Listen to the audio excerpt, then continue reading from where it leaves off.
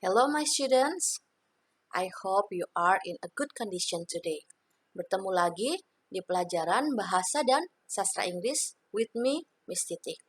Sebelum kita lanjutkan ke pembelajaran, Miss Titik ingatkan supaya kalian isi absensi di ruang belajar.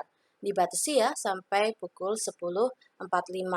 Selebihnya berarti kalian dianggap terlambat dan kalau melebihi jam 12 siang dianggap kalian tidak berada di kelas bahasa dan sastra Inggris.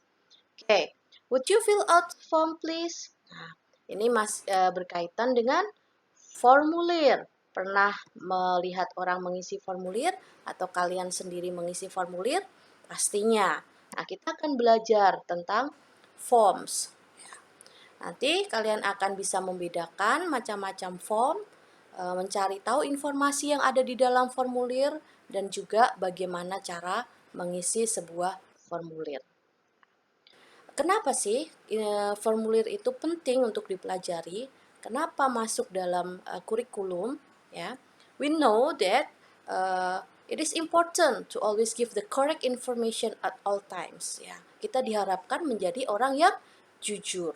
Nah, maka perlu ketika menjawab sesuatu informasi, kita berikan informasi yang benar.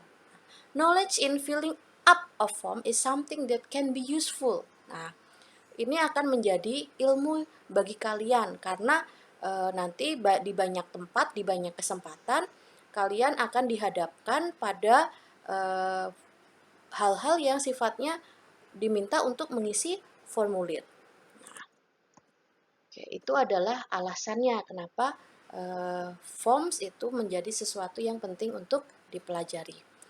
In our daily life, there are many kind of forms. Have you experienced filling out forms? Pastinya kalian akan menjawab, yes. Ya. What was it like? Ada yang di kertas gitu ya, yang kita sebut sebagai paper form. Dan juga ada yang menggunakan diisi melalui HP atau melalui jaringan internet ya, Google Form mungkin, atau ketika mau membuat email. Nah, itu kita sebut sebagai electronic form. Why do you need to fill out that forms? Nah, pasti ada banyak fungsi untuk apa sih kita mengisi formulir-formulir itu. Nah, penting untuk mengisi formulir secara akurat ya. Karena di dalamnya it contains a series of information in order to make a certain purpose. So that's why we should always give correct information. Perlu digarisbawahi bahwa form itu adalah sebuah documents. Nah, karena documents ya pasti ada data-data penting di dalamnya. Nah, forms will make detailed information simpler. And then make sure to avoid erasures in filling out the form. Ya. Jangan sampai salah atau usahakan dalam satu kali pengisian formulir itu tidak dihapus atau tidak ada coretan. Nah, dan yang terakhir adalah usahakan selalu menjaga supaya formulir itu tetap bersih dan tidak terlipat. Keep the form neat and clean. Nah, ini karena formulir termasuk dalam kategori dokumen. The function of the form. Di sini ada ada 4 fungsi dari sebuah formulir. Nah, ini sudah kita pelajari di minggu yang lalu. Nah, kita akan lanjutkan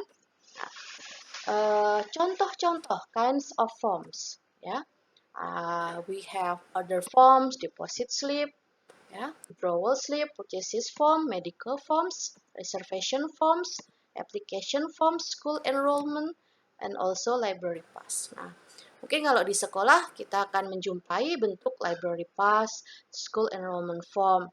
Kalau di bank kita jumpai deposit slip, withdrawal slip.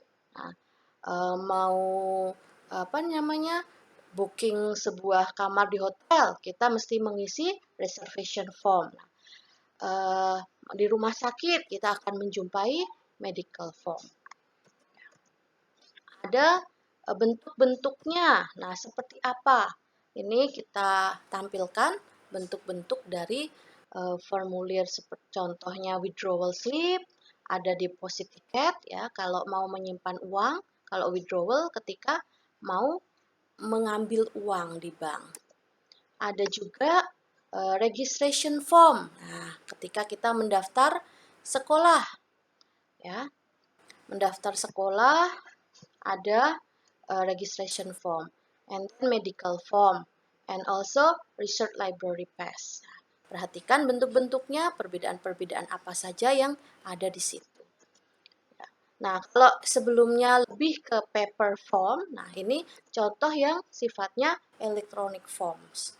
Ya, menggunakan media smartphone or tablets, komputer. Nah, ditampilkan kita tinggal type ya, mengisinya dengan mengetikkan huruf-huruf di dalamnya atau memberi tanda checklist di dalamnya.